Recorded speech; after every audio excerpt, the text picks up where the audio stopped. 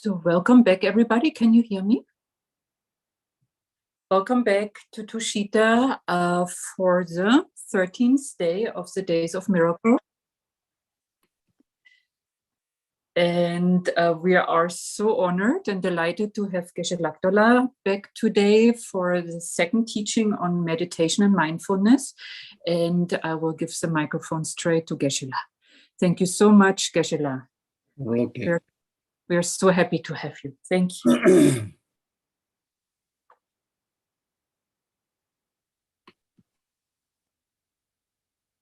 What's this?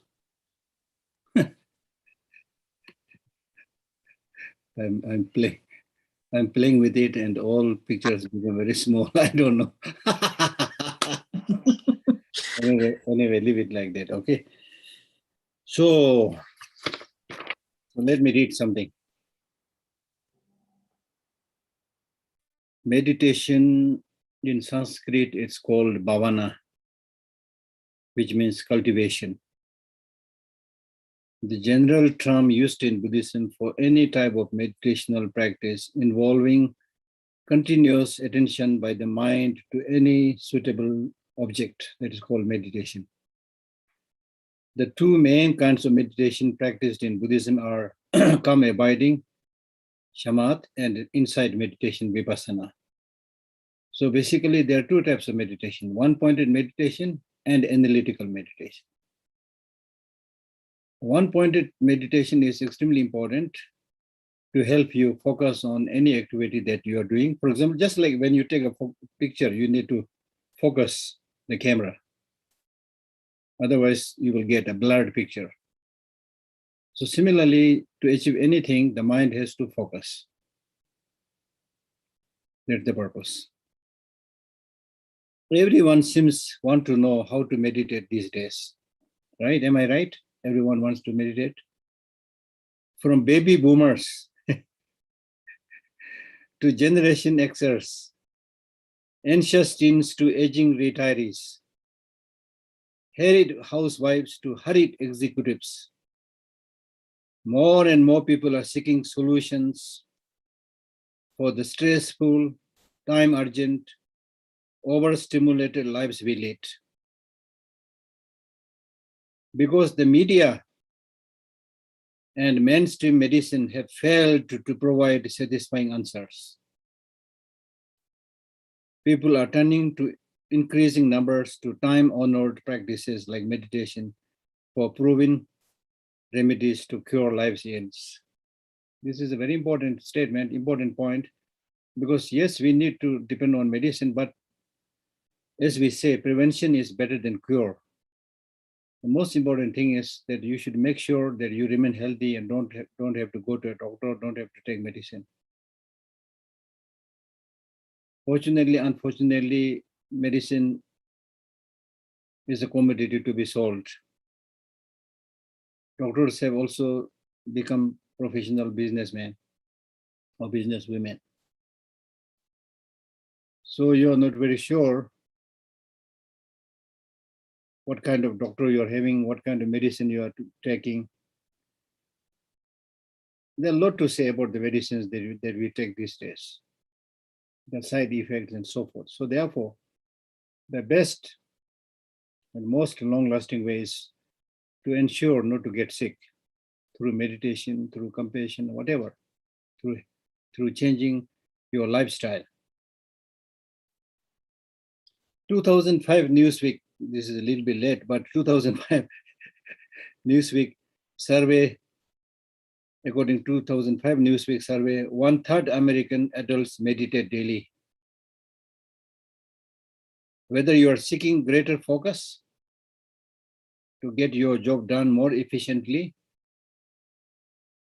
less stress, more peace of mind, or a deeper appreciation of the beauty and richness of life, the simple practice of sitting down and turning your attention inward can do wonders for your body and your mind. Because of much of the problems that you encounter are because of your not keeping in touch with yourself, as simple as that. We are very good, or to some extent, we make effort in reaching out to others, contacting others. For that, we have many gadgets like internet, telephone, and so forth. But there is nothing to contact yourself.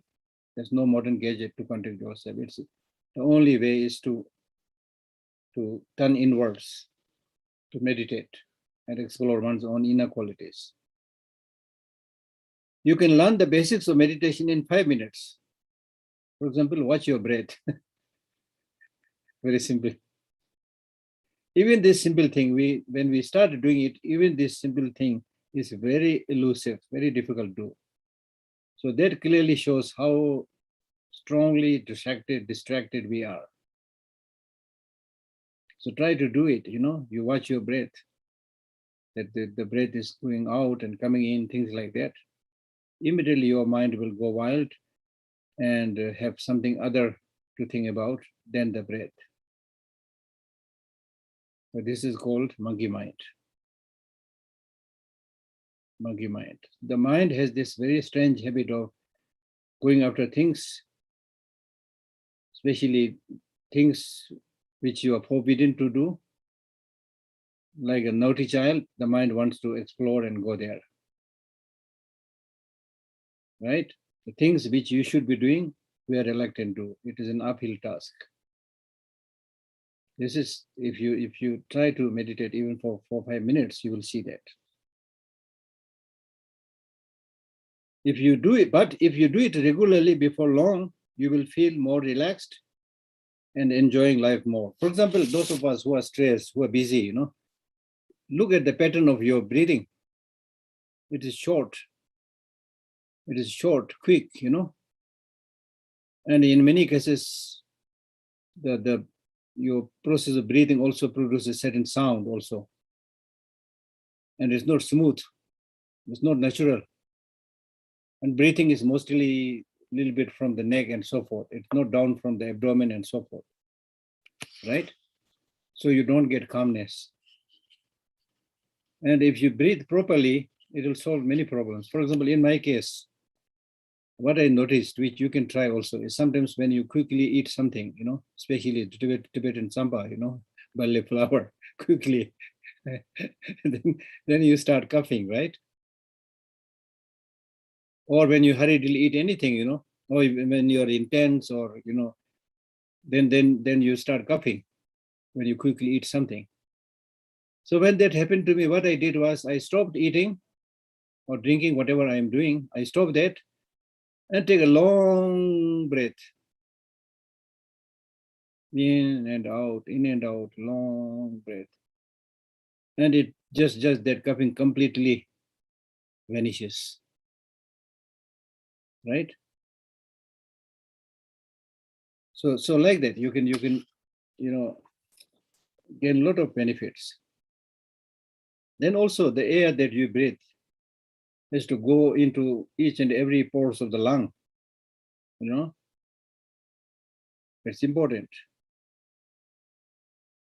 But as I said, if you do it regularly, then before long you will feel more relaxed and enjoying life more. So that means not only breathing, but in life, what I really noticed is, even when you are very urgent, when you have to rush or do something, don't try to rush too much. Calm down, plan and think carefully. What is it that you are going after? Do it slowly. You will achieve much more. Like, for example, sometimes now I have to go and quickly close the door, and you go down like 20 steps. Then you remember you left something. You come back, return back again, just wasting time. That's something we do all the time. So therefore, in every situation, number one, don't try to do too many things. Do things in a planned way, as I've been saying, and do it slowly. You can achieve much better quality. Okay. So if you do it regularly, before long, you will feel more relaxed and enjoying life more. Meditation also has tremendous subtlety and depth. Of course, if you want to explore more, then there will be lots of deeper areas that you can explore. So it is really like painting.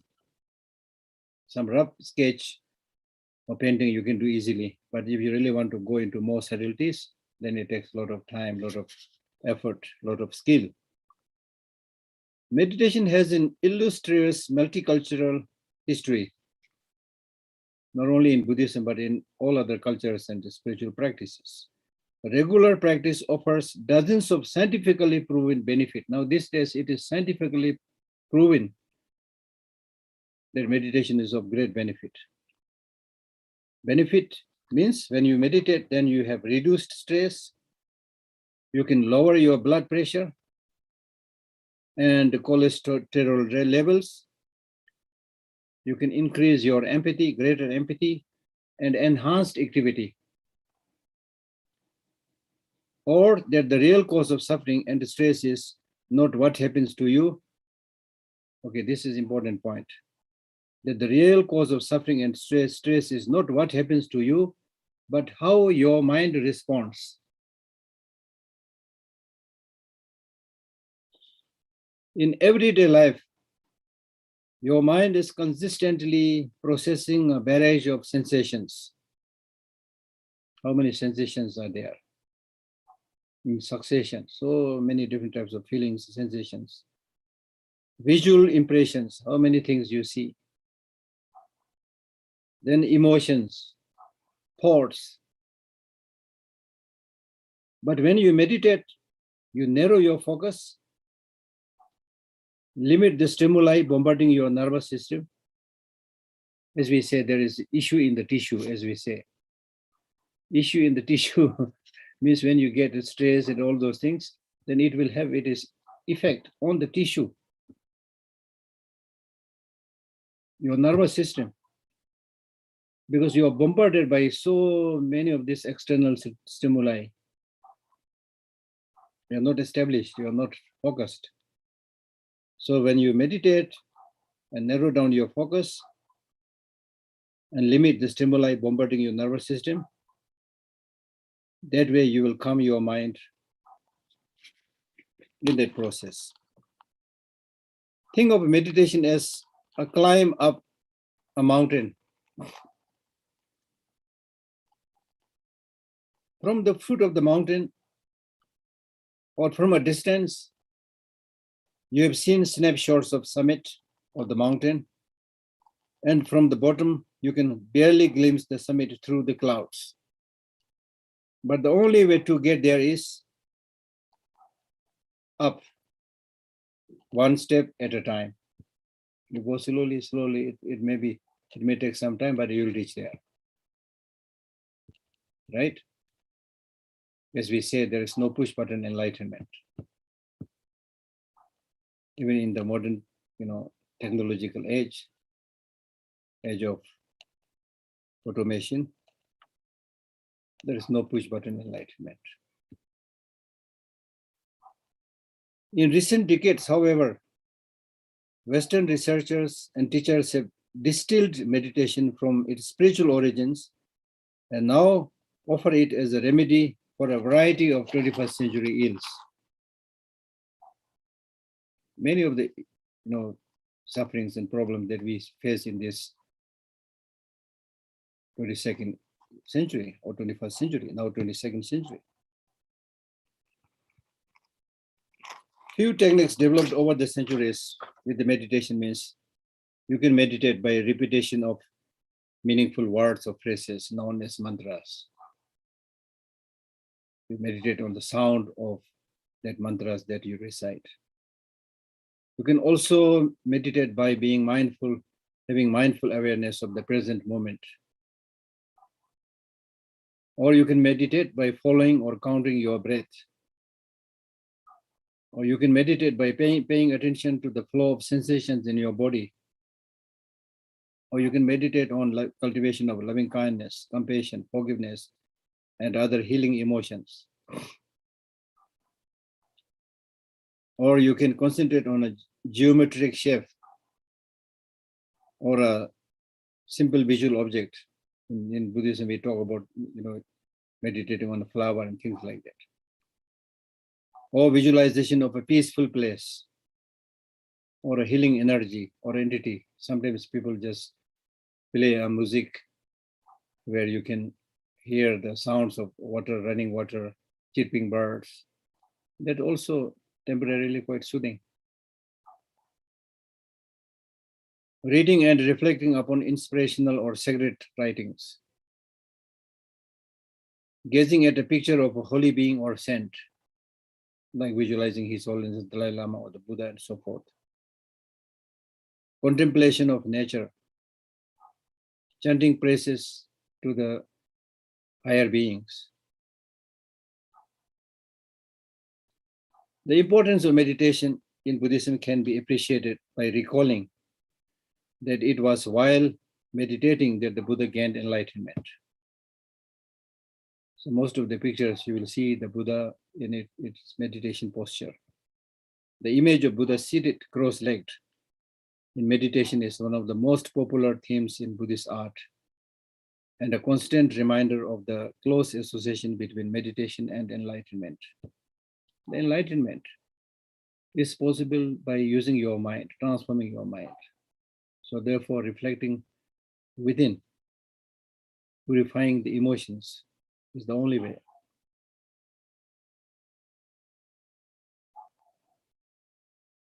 So briefly speaking, as we already read, meditation is of two types.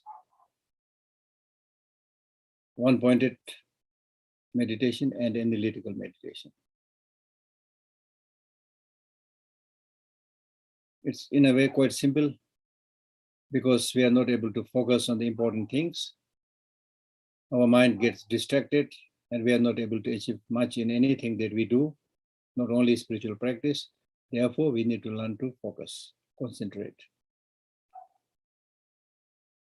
Concentration is said to be the source of success, both in war and in peace. I mean, look at the, unfortunately, in a way, unfortunate, the missiles that they're using right now. They also need focus, concentration, you know. And as far as the use of machine is concerned, it's very precise. It just hits the target. So our mind should be like that. Our mind should be able to hit the target, be it positive, be it negative. So through the bombardment of one-pointed meditation, we should be able to destroy the enemy of negative emotions. We can personify anger, personify jealousy as the enemy number one, and bombard them with your one-pointed meditation. Right? Then analytical meditation. Analytical meditation, at least according to Tsongkhapa, is even more important than one-pointed meditation. But most of us, when we talk about meditation, we are primarily talking about one-pointed meditation and not so much about analytical meditation. And Tsongkhapa actually scolds us by saying that if you say that meditation is just one-pointed meditation, then it's like picking up one grain and say that this is all the grain available in the world. So this is kind of a little bit scolding to us. So he's saying that it's meditation, there are many types, or at least there is, in addition to one-pointed meditation, there is analytical meditation. So analytical meditation means this smart, sophisticated human mind or human brain has the capacity to analyze, to judge, to discriminate, and to sift the right thing. We must do that. We must do that. We should not follow rumors. Like, for example, when you listen to the news these days, the news that is coming from Russia, or that's coming from Ukraine, or that's coming from NATO, or that's coming from America, and so forth, everybody seems to be right. So some people said that infodemic is more dangerous than pandemic, right? So infodemic, this constant bombardment of wrong information, and our habit of believing everything is quite dangerous. Or at least it is, great distraction. It's really, really important to analyze, find things by oneself, not just listening to people. right? So not all informations are necessary or important, although we proudly call this age of information, but much of the information is junk information, useless information.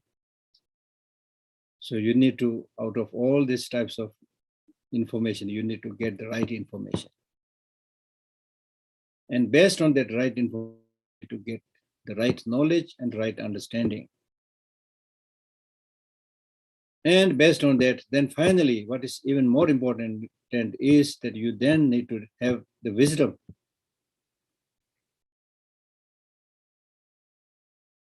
I think I have elsewhere, maybe, I don't know, maybe you have heard about this or not, but I have explained this by saying that information is like reading many books on how to build a ship. That doesn't mean that you are able to build a ship. You have all the information, right? Knowledge means having the capacity to build a ship based on that information. So make good progress. You're now you're expert in building a ship, right? But then where are you going to use this ship? For helping people cross the ocean, or carrying ballistic missiles to kill the enemy, so-called enemies? So it is the wisdom that ensures that the ship that is built by knowledge is used for constructive, beneficial purposes. So today, what is really missing in our world today is not information. Even knowledge, we have a lot of knowledge, but one thing that's really missing is wisdom. So we are using many of the scientific technological inventions for destructive purposes, or for short-term purposes, for division, for disharmony, and so forth. So wisdom is extremely important. So that wisdom comes through systematic process of study, listening, thinking, meditation. Meditation means listening to somebody, read some book, that's good. You get a lot of information.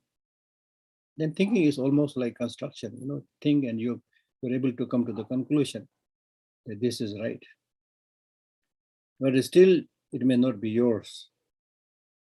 So you need to internalize it through meditation,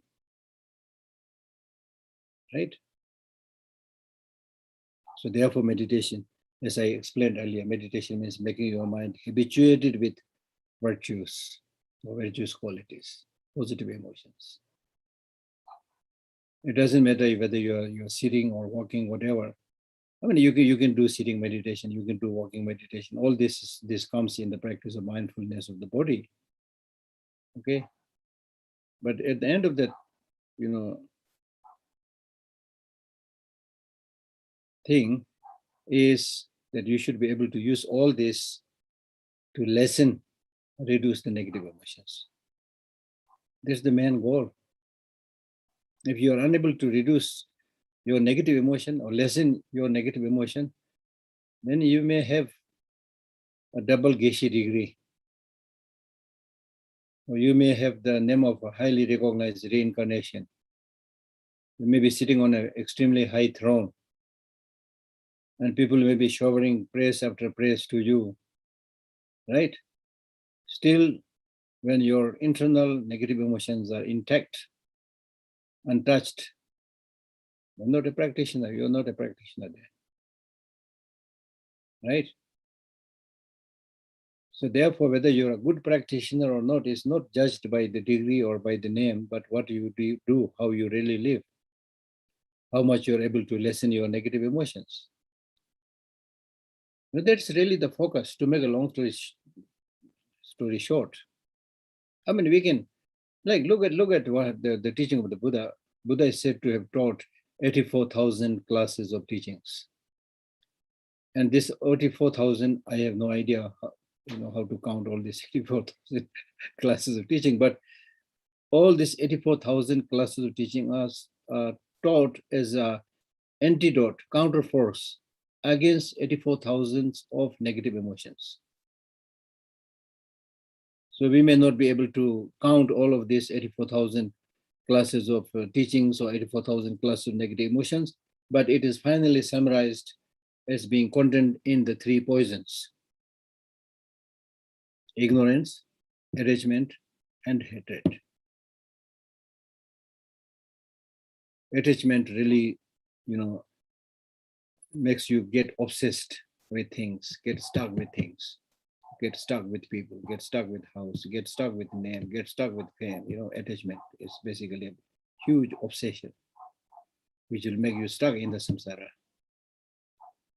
Then hatred, by its very nature, distances yourself from other people, create division, disliking, enmity, hatred.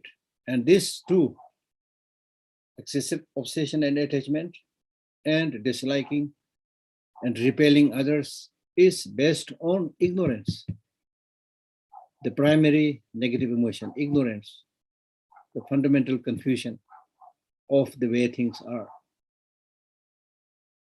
Right? So you need to meditate on all these important points and understand all this through analytical meditation, not one-pointed meditation, analytical meditation, how destructive these negative emotions are there in general. There is no need to just follow Buddhist teaching, but you should just by yourself, through your own personal experience and seeing what is happening around the world, see how good negative emotions are, how good anger is, how good jealousy is, how good hatred is. Are they good for your physical health? Are they good for your mental health? Just like a great scientist or a great researcher, you should analyze it by yourself. Come up with your life's experiences. Recall those occasions when you got wild and angry. Write stories about that. What did you do on those days when you were angry? How did you present yourselves when you were angry?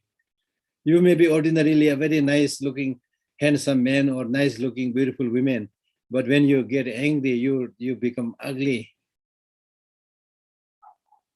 You are unable to say things that you want to say. You are unable to think things that you are supposed to think. You see, you become mad.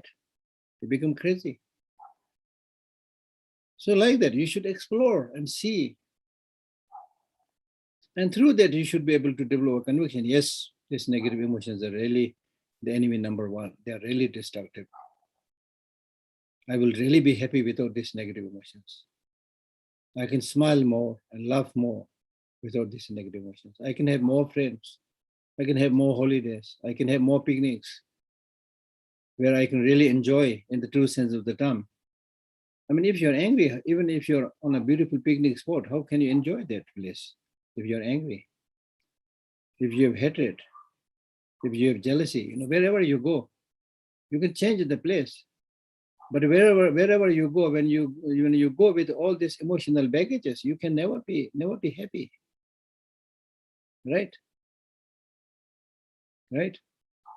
So it's really like, according to Buddhist practice, that the proper pursuit of happiness is not just changing places or changing relationships.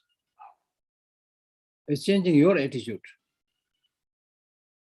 It is enlarging your mental perspective. It is by becoming more realistic. It is not by falling into one of the extremes of exaggeration and denigration. Right? So through this kind of analytical meditation, it's not just one-pointed meditation, it's through this kind of analytical meditation with the logic, reasoning, through Buddhist way, through scientific way, whatever, you explore the truth. Through that, then you will be able to clearly see that this countless sufferings and problems that we are experiencing today, right now, is because of ignorance, narrow-mindedness, short-sightedness. So unless we address this fundamental problem, it is impossible to have bigger, larger world peace. Right?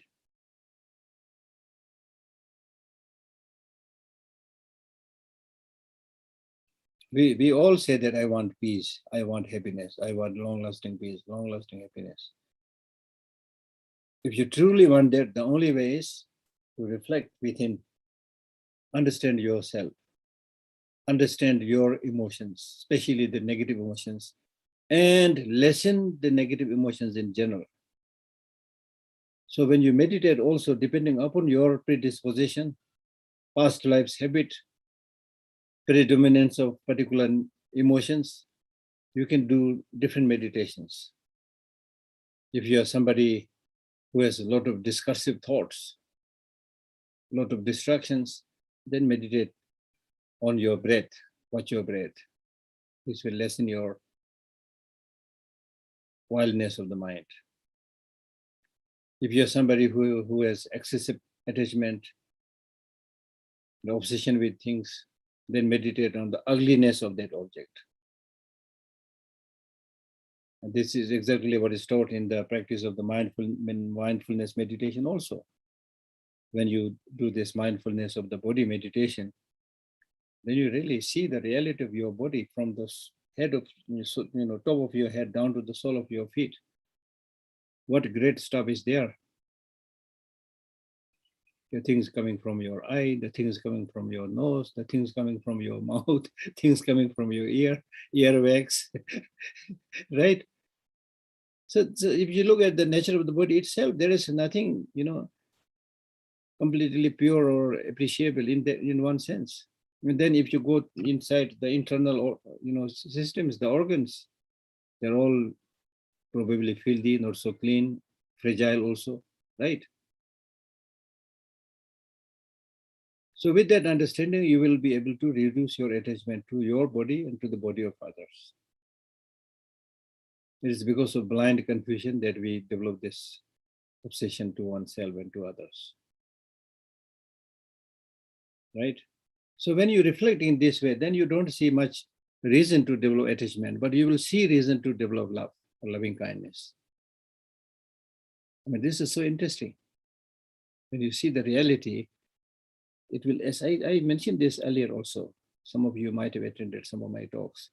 The good news really is, when you see the reality as it is, this will help you promote and develop and strengthen your positive qualities.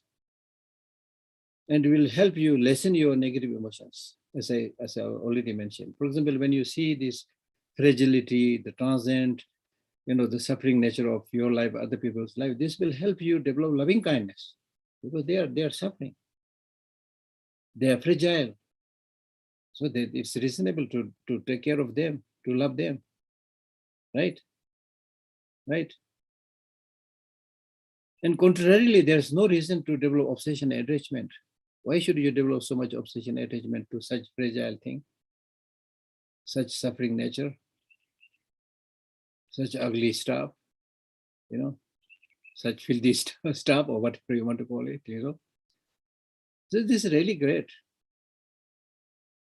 So from such a perspective, it becomes very clear that understanding reality through meditation, through mindfulness, is extremely important. And in meditation, as I already spoke about meditation, one pointed, and also analytical meditation. Analytical meditation also primarily analyzing the ultimate nature of phenomena, which basically means meditating on shunyata or emptiness. With the mindful practice also, there are many ways of doing mindfulness of the body, of the feeling, of the mind, of the phenomena. But at the end of the day, it's basically talking about the ultimate nature of your body, ultimate nature of your feeling, ultimate nature of your mind, ultimate nature of the rest of the phenomena. Because it is this realization of the ultimate nature of all phenomena that you will be able to uproot ignorance,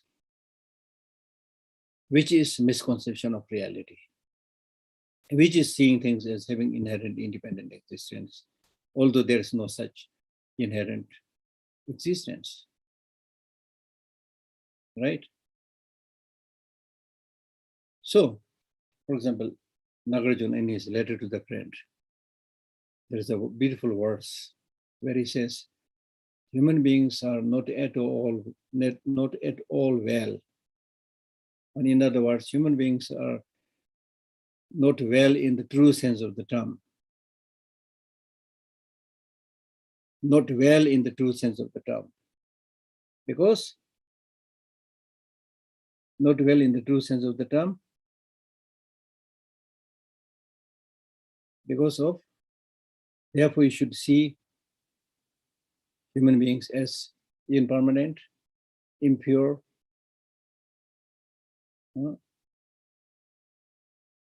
and selfless. But people who don't maintain mindfulness on this reality of impermanence, of selflessness, of impurity, of not being well, those who do not maintain mindfulness on those realities, then they lead to all kind of destruction by getting obsessed with the four,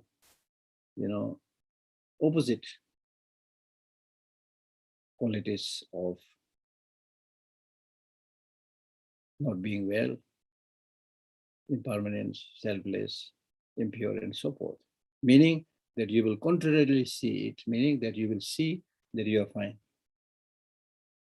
You will say that I'm permanent. You will say that I have I exist independently. And you will say that I'm clean. Okay. So now who is right, who is wrong? Are you really, really clean? If you're really clean, why do you have to take shower so many times? If you're very pure, then why do you have to use all those, fragrances all the time? What are you hiding? Right? And if you exist as having independent, nature, then why do you see that you're aging, that you're changing? Because if you have independent existence, you should not change. If you're in the true sense of the term, if you're happy and well, why do you frequently get sick? Why do you frequently get unwell?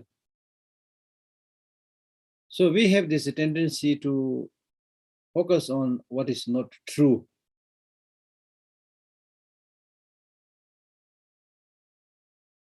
We have a kind of way of pretending what we are not. So what these Buddhist teachings are saying in one sense is don't pretend, accept reality as it is. How far you are going to pretend? How far you are going to say that you are perfectly okay? How far you are going to say that you are permanent? Because very soon, the truth will reveal its true nature. You will age, you will get sick, right? So therefore accept it. Now this is accepting the reality is not to discourage you. Yes, you don't have independent existence, impure, impermanent, but this doesn't mean to say that your mind cannot change and cannot achieve enlightenment and nirvana. The mind has that great capacity. But if you focus just on the body itself, there is not much there to get obsessed with. Not only that, if you get obsessed with anything, whether it's your physical body or your mind or anything that belongs to you, your relatives, when you get obsessed with something, that means you are going to get stuck there.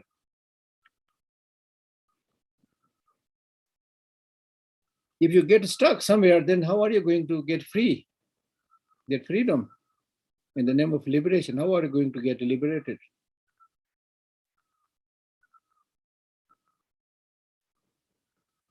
Right? So you need to free yourself. You need to liberate yourself. To give you a small point, ordinarily, we dance at the tune of others. If I do this, what other people will say? If I do this, what other people will think? I should not do this. This is because people might say something. We are so scared of the society. I should not walk like this because other people may not like it. So whatever you do, you are very careful about, In a way, this is good, as a societal norm, it may be good, but, from a larger, more realistic point of view, you should be true to yourself.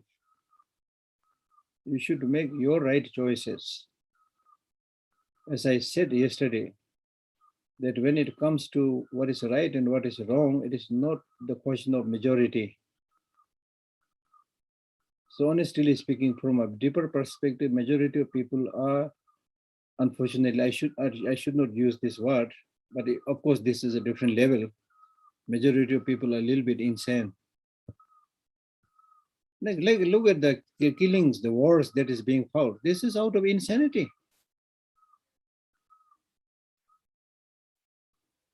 That you are right now in a mental hospital doesn't mean that you are sane. Many things that you are doing are really kind of insanity. Now, again, this is not saying that you are, as a person, you are a bad person. It's not saying that. So therefore, Buddhism makes a distinction between the wrongdoer and the wrongdoing.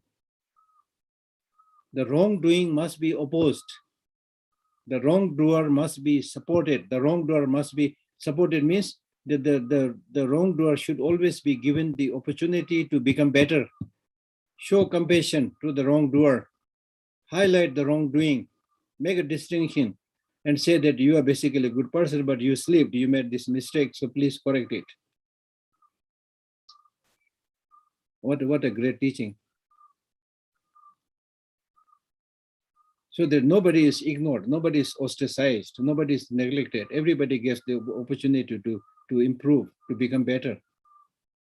All of us have negative emotions. Therefore, we all make mistakes. But mistakes can be corrected. And mistakes can be corrected provided if you are able to see the mistakes as mistakes, if you're able to see the reality as it is, right? So therefore, for personal transformation, it is really important to, to have the capacity to choose the right path. Even if not many people are following it, you should choose the right path and walk on it. How many Buddhas are there? Not many, although we talk about many Buddhas, but very difficult. So only few brave people who choose that right path, they got enlightened. Not only that, they got enlightened, that the teaching that they gave, they left behind, has the capacity to transform millions of people. So that is their greatness. So similarly, in our case also, the more we refine ourselves, the more we reduce our negative emotions, the more we will be happier, the more we will also be able to help others.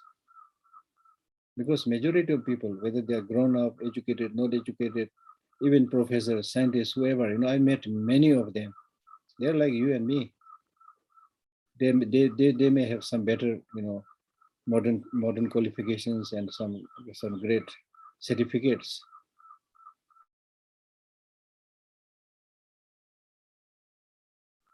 They all need guidance. They all need support.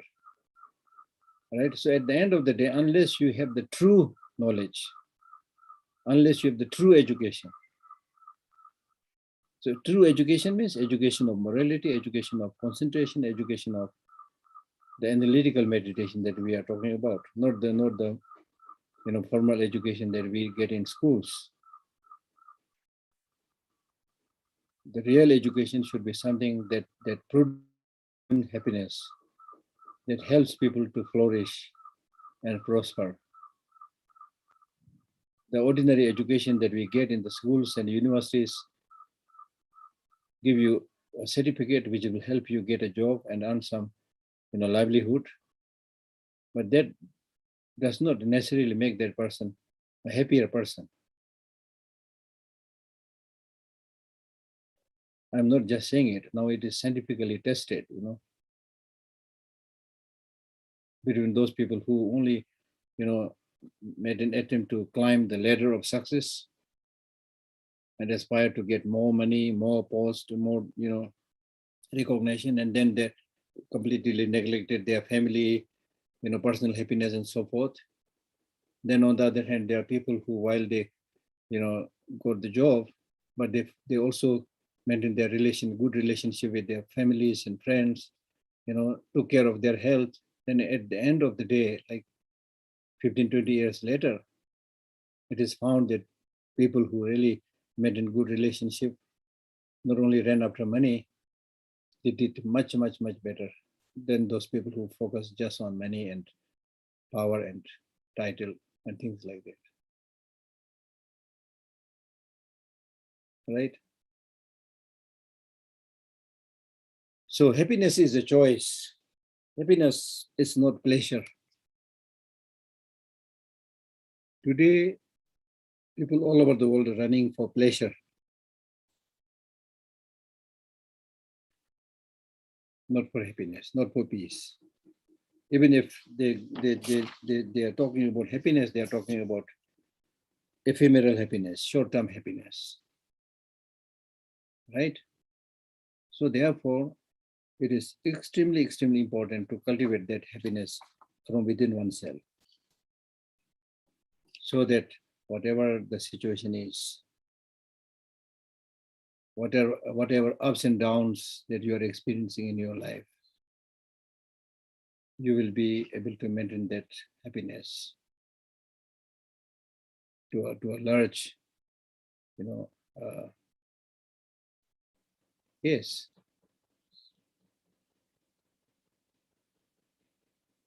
Like it's like, dharma practice is like taking medicine. You need medicine when you get sick, not when you're healthy. I mean, generally speaking, right? So similarly, your dharma knowledge practice should be present when you are having problems. Your dharma practice should be able to help you when you feel loneliness, when you develop fear, when you develop anxiety, when you develop worry, right? In other words, the dharma must be there when you develop negative emotions.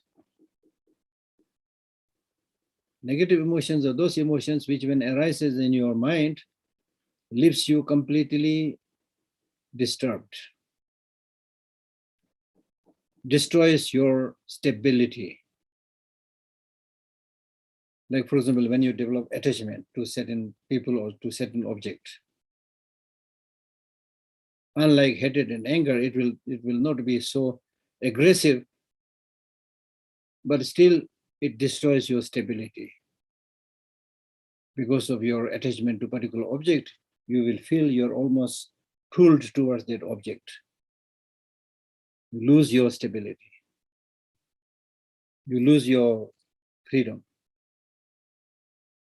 Then, of course, if you develop anger, hatred, then you can immediately feel that your mind is completely agitated now. So these negative emotions, they are very elusive. They are very opportunistic. They'll come to you as if they are your great friends and great helpers. So that's why it is reasonable that somebody asked the question yesterday, don't we need all the negative emotions also? Yes, ordinarily we think that these negative emotions are necessary. When we develop these negative emotions, then life looks colorful. This is what we see in all the movies, whether it's American movie or Indian movie, whatever movie. The main theme is sex and killing, violence and sex. Ignorance is not displayed in a very strong way, but at the end of the movie, normally they'll find that this is out of ignorance. The the three Buddhist poisons that is you can see in all the movies. So attachment and hatred, the two poisons are there all the time. There is attachment, the boy running after the girl running after the boy, it's colorful, singing songs, honeymoon. It's very colorful. But then that colorful life does not last very long, normally. In many cases, just up to the honeymoon. then gradually divorce. Now today, the so-called developed modern world, the divorce rate is increasing. Then hatred, of course. And all this comes because of ignorance.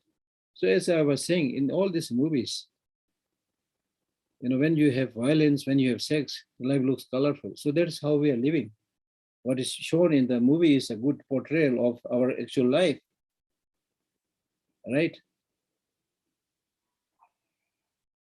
And in fact, we are so used chasing and running after things, be it other people, be it food, be it other source of entertainment, that during the pandemic, when there is a lockdown, people have now no idea how to stay alone. You only learned how to chase external objects, never looked within yourself. So you kept the doors and windows of your person locked, and you are dilapidating. Dust has covered your body. Cobwebs are there. Nobody cleaned it. So when suddenly you're asked to stay alone during the lockdown, many people are feeling a lot of problem because they don't have this internal resources. They never practice meditation. They never practice calmness of the mind.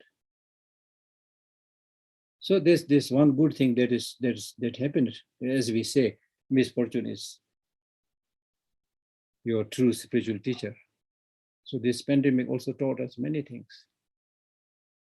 Many things that at the end of the day, unless you know how to handle different problems by yourself, nobody will be able to help you. Right? So right from the beginning, make sure that you don't get sick. Make sure that your environment is clean. During the pandemic, because of the practice of lockdown and so forth, the sky became more cleaner, air became more clean, and hardly people got flu because everybody was masked up. Many good things you can also see. Of course, we are focusing and highlighting too much on the death of the people, things like that. So we thought only, about this, but many good things happened. It taught many things, but unfortunately we forget. We have very short memory, right? Otherwise, it taught us a great lesson, great lesson. Therefore, in Buddhism, we say suffering is introduction to happiness. So suffering is important, unfortunately. Otherwise, we'll never learn. We'll only say yes, yes, yes, but it never, we never think that it will actually befall on me. That's why everybody thinks, yes, I like Buddhism, I will practice. But when? One day, when I have holiday, one day, when I have done all my responsibility, one day, when I've done all my business, that one day will never come. Before that one day for practice comes, the Lord of Death will be there standing at your door, right?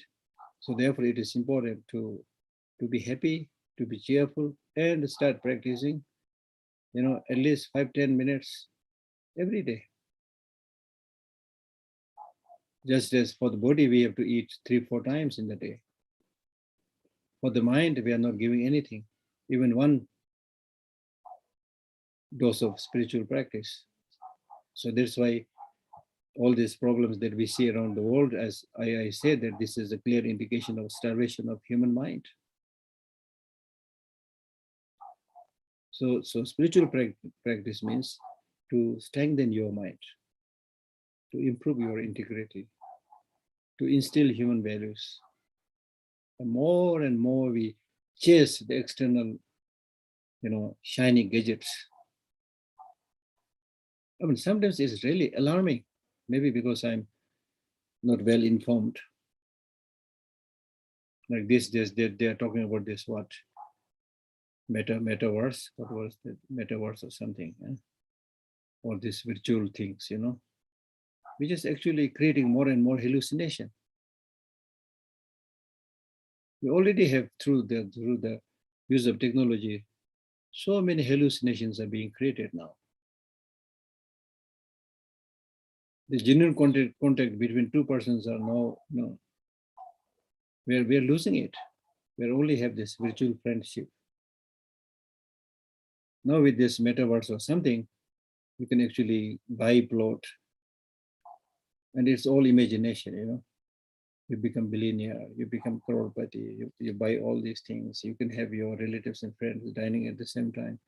They're physically not there, but it really looks like they're all physically there. And you fool yourself. And we are so stupid that people are already spending so much money to buy that so-called space, build that house. That's why the Buddha called us my children. We are really like small kids. And we are so much fascinated with this so-called technological, things. Because many of these technological inputs, what they are doing, of course, they are good things also, but many things are just for distraction. Take you further and further away from your actual reality and take you into a world of fantasy. If you're so interested in remaining in a world of illusion, then as the Buddha has taught, as Buddhism has taught, realize that this samsara is an illusion. And that we are not able to do.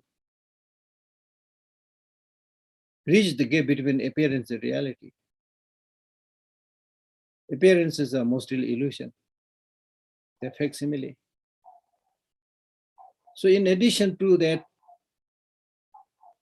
inborn illusion, big confusion, we are creating layers and layers of illusions through the so-called technological expertise.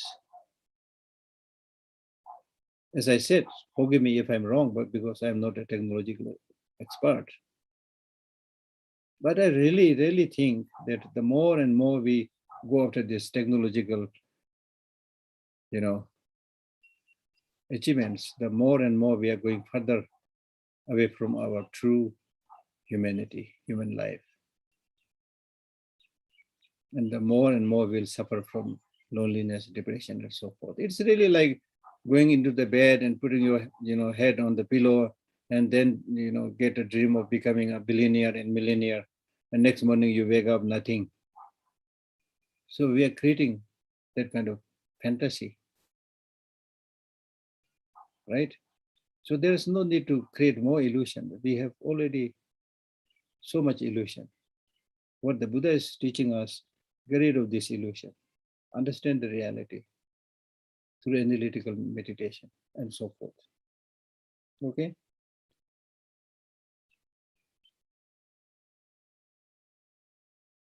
So in other words, you should maintain mindfulness of your body, the external body, internal body, your own body, other people's body, and the particles by which this body is made of, and to see the essence in it. Similarly, the feelings of happiness, of suffering, of neutrality. And based on these feelings, what are we doing? When we get some happy feeling, we want that we should never be separated from that happy feeling. When we develop some feeling of suffering, we want to get rid of it.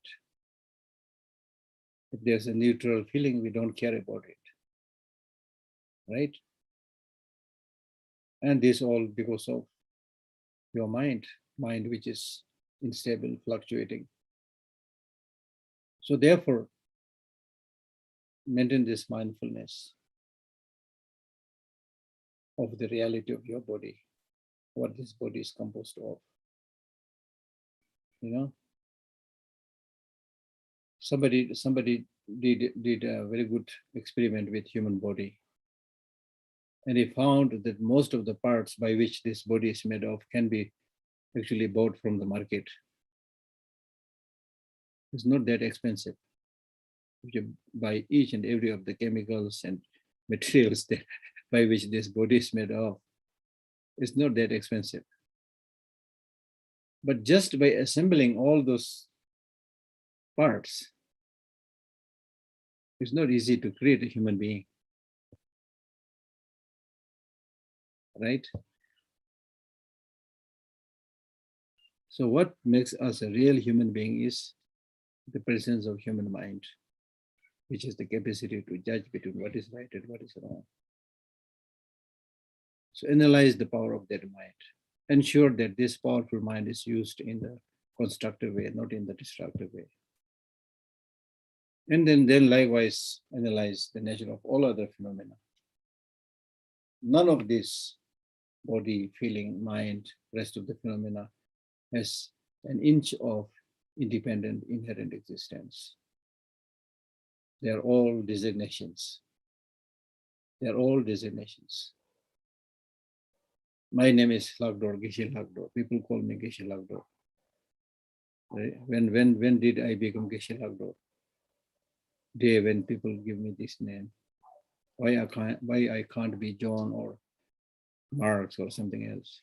I can. Why not? This is just designation, you see. So this just designation. Why we go so much after designation?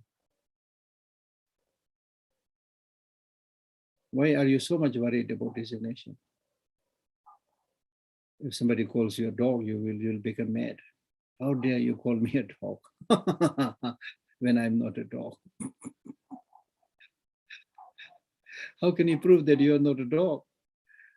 It's a designation, you know. If right in the beginning somebody give you the name dog, you will be a dog today.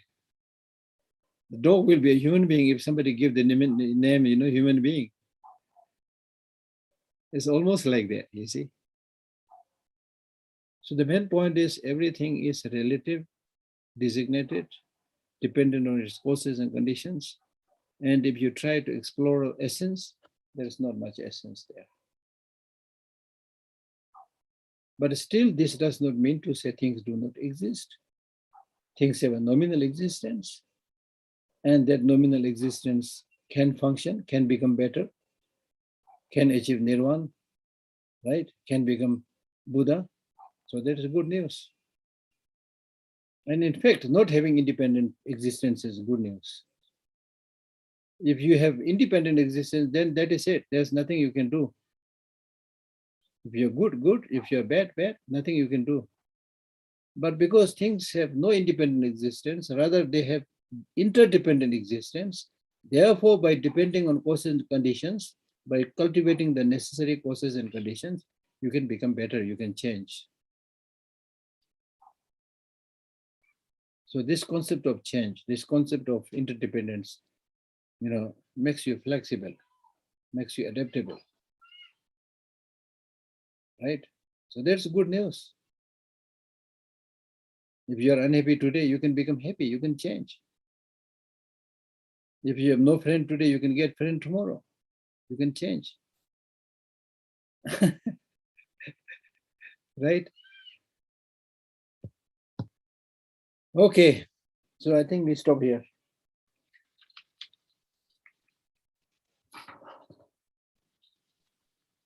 Thank you, Geshe. Questions? If you have questions, please raise your virtual hand, or you can type it in the chat if you don't have internet or any other reason that you can't ask in person. All right. Debbie, can you just give me a second? Unmute yourself. Hello, Geshe, grazie. Thank you very much for your teachings. I have a question, actually. I'm very ashamed to say that I completely and utterly lost my temper with my partner on Saturday morning. Yeah. And my question to you is, does this negate all the good stuff that I've been doing for the past week or so with the 15 days of miracles and No. meditating and the puja and not the pujas? No. I just have to work harder. No. You know, the reason that we are talking so much about the destructiveness of negative emotion and that you should reduce the intensity of negative emotions, is that these negative emotions are very destructive, very harmful. This does not mean to say that you are an embodiment of negative emotions, that you have nothing good. Whatever good you do, it will be nullified just one by deed of one negative. No, it's not like that. The good deeds you have done, they have their own positive results. The negative deeds you have done has its own negative result, things like that.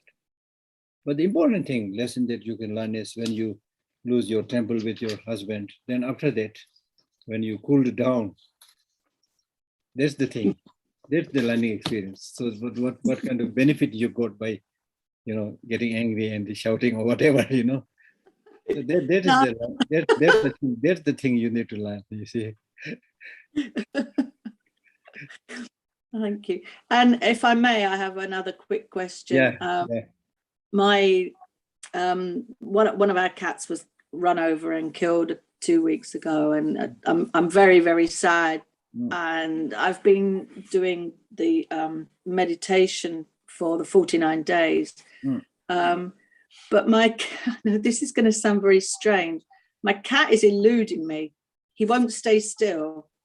I can't focus on him and the light and everything. He won't stay still in my mind. He's here, he's there, he's inside, he's outside, he's sitting down, he's lying down. I can't keep him in one place. Normally I'm very good at visualizing, and I just can't. And I'm thinking, I don't know what I'm thinking really. Is this because I'm sort of so unhappy and my heart is broken, and it's the attachment that I'm not giving him, how do I put this? I'm keeping him all over the place in this bardo because it's me that's doing it, and I'm not enabling him to move on. No, the thing is that we all get sadness when we lose someone close and dear to us. But there we need to realize that sadness itself is a result of negative emotions. Buddha also see the death of many things, many people close to him. I don't think he feels sad because he doesn't have attachment, doesn't have obsession. Whereas in our case, we feel sad because of our obsession. This is especially when you say, this is my cat. You will not get that same sadness when you see the death of cat of someone else. You may feel sorry, but not that, intensity. So these are all, we need to realize these are all result of our negative emotions. And your feeling sad is an ordinary way of, expressing, but it's not going to do anything good to the dead, cat also. And then when you try to focus, remember that the cat seems to be running hither and thither. Not necessarily the cat is running, it is your mind. Basically. Yes. Yeah. Mind is really now not stable, it is fluctuating because you are overwhelmed by that sadness. Right? So you see that cat or whoever you love everywhere, moving everywhere. Yeah, that's what I feel. Thank you. Thank you. Thank you very much. Thank you. And Kunwar, can you unmute yourself, please? Yeah. I had a question. Like, if we are trying our best to give to a relation as much love as we can give, and it's not working out, so is it okay to accept that some relationships will never have a happy ending, and we should accept that? Exactly. You cannot impose your love on others. Okay? You cannot. And that's why I say love is not how many times you touch each other, but how many times you reach each other. I use the word each other, meaning that it should not be just from your side, it has to be from the other side also. And that also not how many times you hug each other or how many times you fondle each other, things like that, but it's mentally how much you care each other. If that is not there, then you can't impose yourself on others simply because you like that person. Okay? Yeah, like this is for my mother. Like I was trying to love and accept her totally, but then it was getting draining. And for the past few days, I'm maintaining a distance. I am much happier and calmer. That's good. That's a good. That's why in Tibetan also we have a saying which says the blessing of Lama is greater from a distance. So sometimes I mean people's mind are really like very, very sensitive. Sometimes you try to take too much care, then the more you care, the more they seem to be running away from you. And some people, the more you try to stay away from them, the more they seem to be chasing you. It's a human way of doing things, So you should always maintain, a middle way of approach. That you should act in such a way that you don't lose your kind of connection at all because it's your mother. But at the same time, this doesn't mean that you always insist that you are there even when she doesn't like, right? So you should be there when people want you, but you can't impose yourself. Thank you so much. Yeah. All right, then, Lucini, sorry if I mispronounce your name. Can you unmute yourself, please? Yeah, thank you. Hi, I'm from Brazil, and my mother is with Alzheimer. And I sometimes feel guilty because I need to take care of her, and she is changing to be someone else. And it's very difficult to handle love and care if the person is not herself anymore. So it's very difficult for me. So if you have any. Yeah, very difficult. You said the right word, very difficult. You did not say impossible. Okay. And then with the question of change, of course, with this kind of illness, you see a drastic change. But otherwise, we are all impermanent. We are changing every day.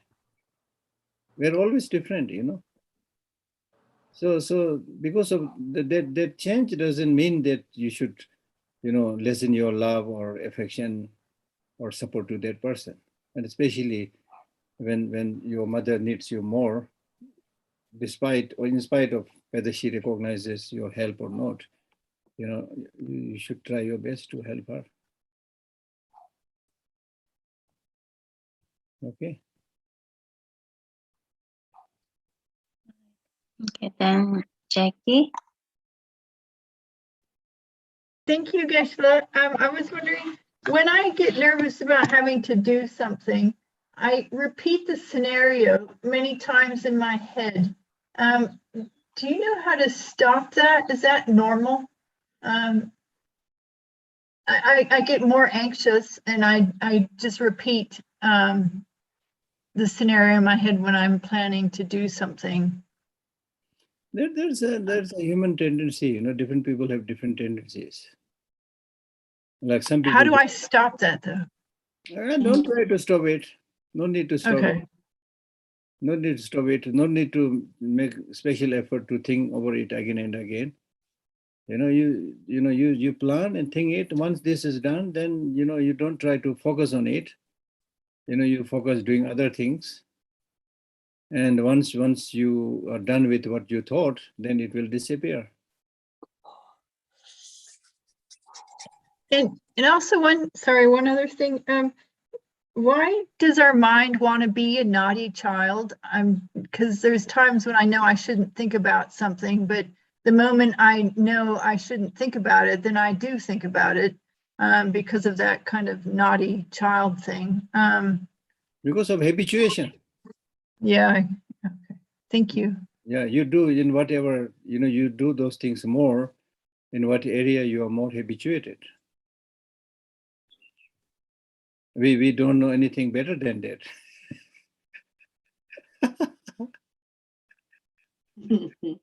Thank you. Yeah. And B.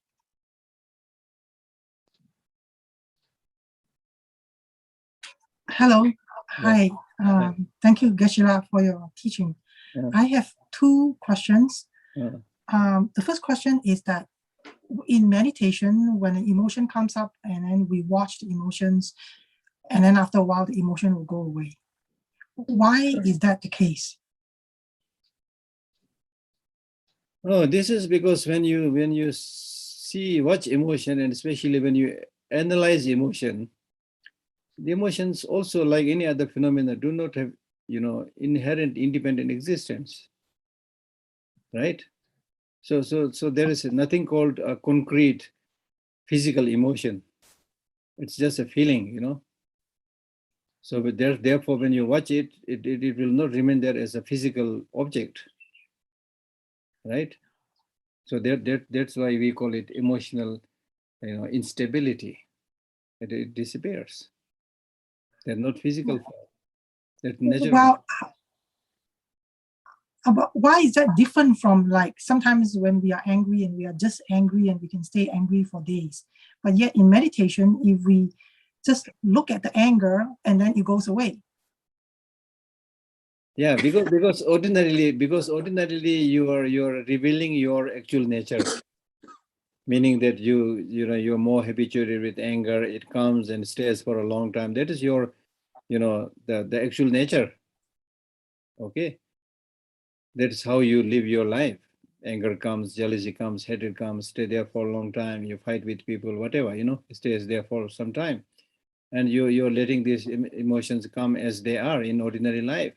So they are in that sense more durable. But when you meditate, then you are acting against the arisal of negative emotions. So therefore, they are unable to stand for a long time, right? Because now you're analyzing, and when you analyze, when you analyze, then you don't see the anger. Don't see a foundation to stay for long, because there's not much reason to get so much angry, so much anger. Okay. The second question is that if I follow the meditation instruction of a teacher who holds mind-only school, not the Prasangika school, the view of mind-only and not the view of Prasangika. In the long run, is it going to lead me to realizing emptiness? I mean, in the long run, is that going to be beneficial, or is that going to be an impediment? It will, of course, be beneficial, but because both even the mind-only school it belongs to the Mahayana school. So both the mind-only school and Prasangika Madhyamikas, they both accept the selflessness of the person and the selflessness of the phenomena. But so this understanding of the selflessness of the person and phenomena in mind-only school will help you as a kind of stepping stone to understand and proceed to the Prasangika Madhyamika's viewpoint. So it is useful in that sense. So that's why we encourage people to study all the 4 tenet systems, because they are like steps that helps, move higher.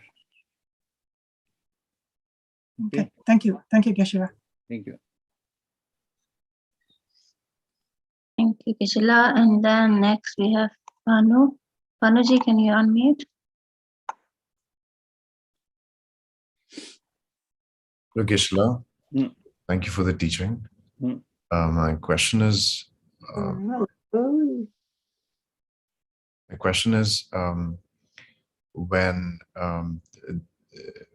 when I see that new people are introduced to meditation, I see oftentimes there's a fear that, I'm too scared to meditate because I feel that there are certain difficult emotions which I don't want to experience, and they will come to me, or my thoughts are very scary, and I don't want to look at those thoughts. What is a good antidote for that? As I said, watch breathing, watch breath. Don't focus on emotions, watch breath. Because as I said, watching the breath is really the antidote to remove all the discursive thoughts. So that's very useful. then gradually you will learn not to have fear, whatever emotions are there. And actually, if you think carefully, do some analytical meditation, whatever be your past experience, if you don't cling on to those things, there is no reason, because if you had some bad experience in the past, it is past, it is gone. It is not going to harm you, kill you, as one teacher said, don't ruminate too much over past and in the future, because what has happened in the past is gone. You cannot eat it, you cannot drink it, you cannot smell it. It's all gone, right? So if you change your way of thinking, it's not like a real enemy coming, it's not like that. It's all gone, nothing, dead. So there's no reason to have any fear. And if you have some kind of apprehension about what will happen in the future, again, nobody knows. It can be good, it can be bad, There's no certainty. Your life, even your life, there is no guarantee that, you will live so long or things like that. So all these fears and worries are primarily based on kind of mistaken states of mind. Thank you, Geshe. Yeah. For example, like if we have a saying in Tibetan that when your mind is not, correct, then even if you are staying in an empty house, you will have fear of thieves coming. Why should the thieves come to your empty house? Or even if they come, what is there to lose? There's nothing. It's your own mind creating that fear. Okay. Thank you, Geshe. Thank you. Thank you, Geshe. Then, Robata, can you unmute, please? So thank you so much, Geshe. I'm from Brazil. I have two questions. One is about the analytical meditation. So when we do, like, if you use something to focus a difficult emotion, or how this difficult emotion can lead me to be really close to that emotion and then to basically become that emotion. Do I have to use the antidote to exchange these? Because why I'm asking that, because sometimes I have the feeling that I'm just superposing, putting another thing on the top. Yeah. But if we just look for that emotion and kind of look again, sometimes I have maybe the wrong understanding that I'm just going more and more close to the emotion. Understand my question? Yeah. It's actually, I've answered your question when I've answered the previous question, because it's our grasping and obsession to what has happened in the past. It's better, excuse me, sorry. So it's better to use the antidote too? It's like a nightmare that you got last night. If you got a nightmare or had a very bad dream, then now you are not dreaming, you're awake. Why should you keep on reflecting on that bad dream and make your life miserable?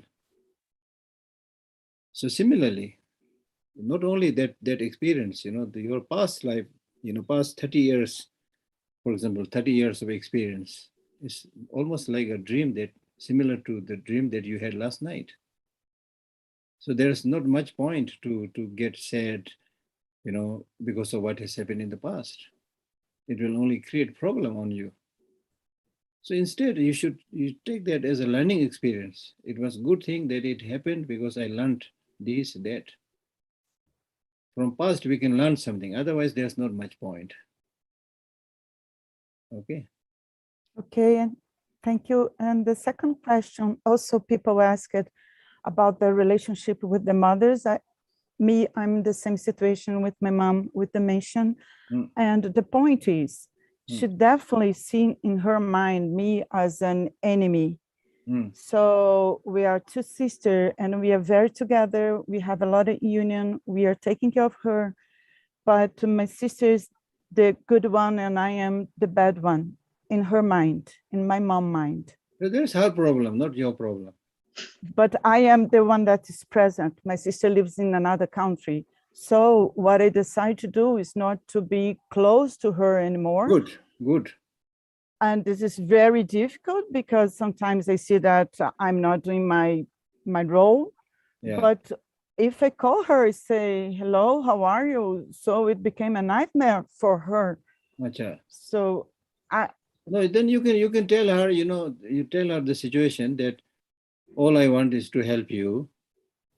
But if my presence or my calling you makes you unhappy, I will stop that. But I'm available whenever you want. Call me. So it is now your responsibility to contact me, not me. Say something like that. Of course, I don't know everything, so it is not fair for me to try to give all kind of suggestions to everybody. But based on your questions, the answer should be something like that. Okay, Because, thank you so much. as I said earlier, sometimes with your mother or any friends, when if they're reluctant, if they don't like us to see, then it's good.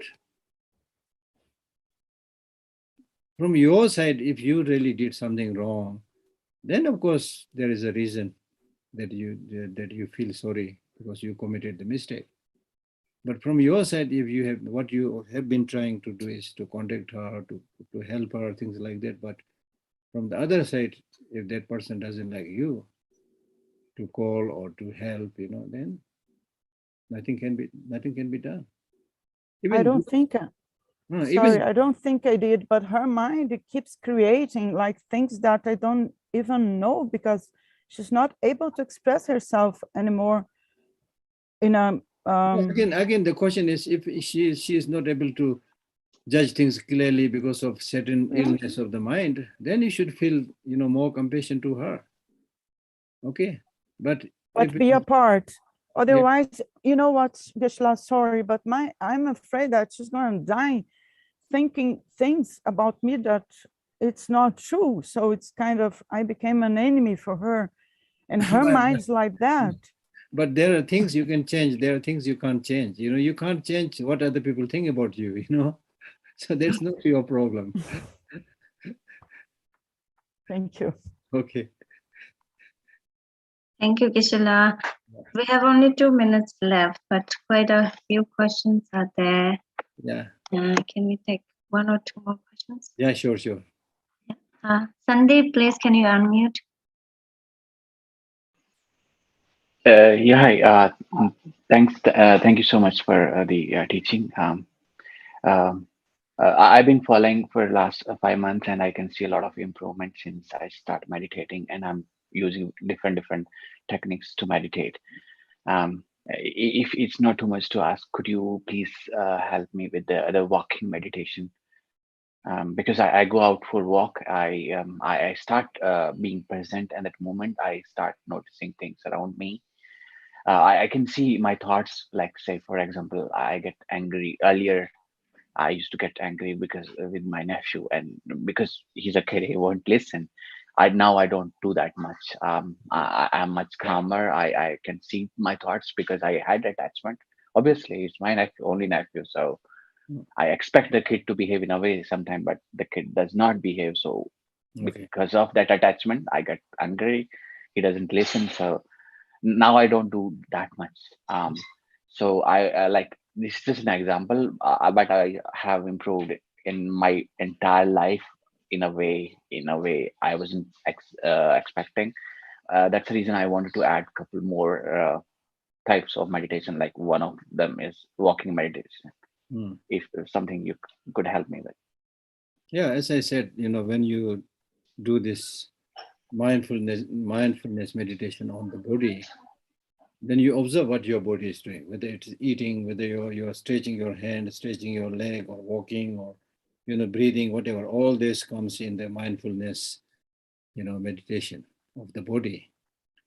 But when you're doing the walking meditation, for example, my immediate feeling is when you are doing this walking meditation, say in your garden, in a place where there is no risk, then of course you think about now I'm lifting my right hand, now I'm lifting my right leg and left leg and things like that. Concentrate on that. But if you are walking in a forest, then if you concentrate just on your legs, you're walking and don't watch what is happening around, you might jump from a cliff also. So my understanding is, I think it should be really something like driving on a national highway. When you drive on a national highway, your main focus is on the national highway. But that doesn't mean to say that you don't watch a little bit, here and there around you of any possibilities of, things coming up on the road and things like that also, There should be something like that. So your main focus should be on the walking itself. So that's why it's called walking meditation. But at the same time, you should also have a little bit of understanding of the situation and surrounding in which you are doing the walking. Okay. Thank you so much. You being a light for me. Tushita being a light for me. Thank you very much. Thank you. Then Jordana, can you unmute, please? Hello, thank you. So I feel like you've given lots of good specific advice for meditation and to move our practice forward. And my question is actually about mala beads, the beads themselves. I recently have a pair, and I'm wondering mainly one, how to use them, and two, I've noticed that on them there's the number 8 to 13 is a different color, as well as 20 to 23 of the numbers on there. And I'm just wondering, how to use them correctly. I have no idea the colors, but normally And show them. Normally the rosaries we use have 108 beads. Okay. Yes. 108 beads, and this 108 beads symbolizes the 12 signs of the zodiac. Okay, coming into their 12 signs of the zodiac. The 9 planets, the 9 planets visiting the 12 signs of zodiac. 9 into 12 is 108, right? So that is what they say. So it has to do with the movement of the solar systems and things like that. That's what it is. But the more important thing is this beads, rosaries. It's like a calculator, It helps you to keep the number. Number one, when you have the rosary, you feel like chanting the mantra, So it's a reminder. Okay. So that is primarily the purpose. I don't think there's any other purpose. So each one, if it's 108, so if I'm going to sit down to meditate, I just focus on one type of meditation, 100, maybe 8 times. Yeah, just focus on the mantra that you are chanting, and if possible, recall the meaning of that mantra. Not just recitation, but also remember the meaning of that mantra. Okay. Then while doing that, then you can slowly, count the beats. Okay. Yeah. All right. Okay. Thank you. Okay. Thank you. Then Christina, this will be the last question. We are going over time. Can you unmute, please, Christina?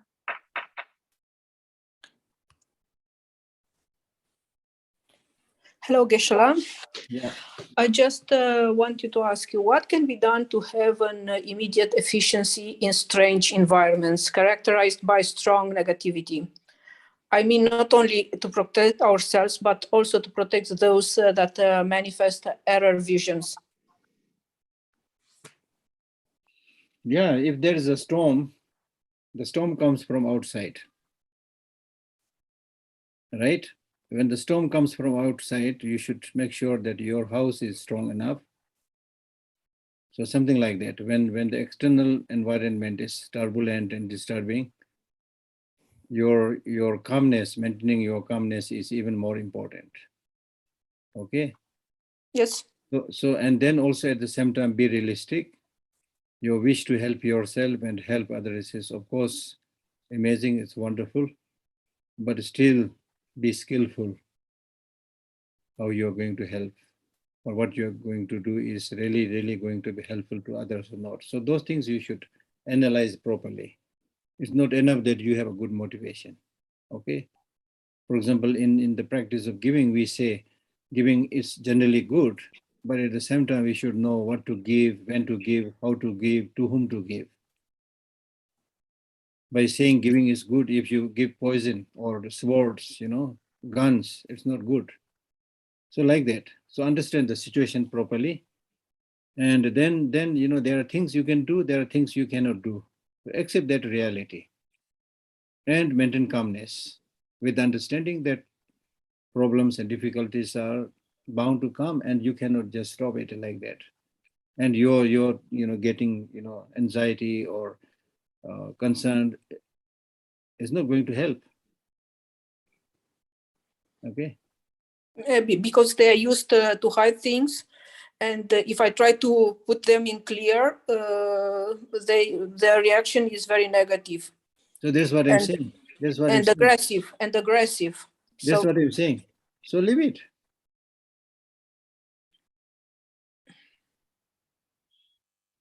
Yes, you can leave it when you are in a private environment, but when you are in a work environment, what is to be done? Not much.